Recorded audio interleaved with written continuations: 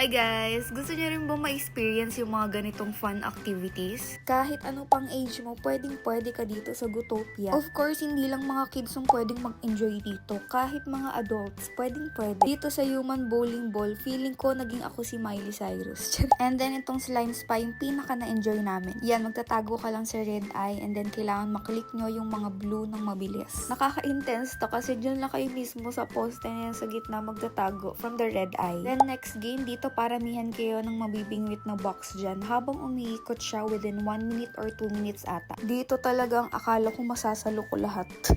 Hindi pala. Sobrang hirap niya. Akala ko madali siya pag pinapanood. Ayan, dalawa lang nasalo ko. Dito sa boomboxer, sasabayan mo lang yung beat ng song and then ipapunch mo lang yung color blue.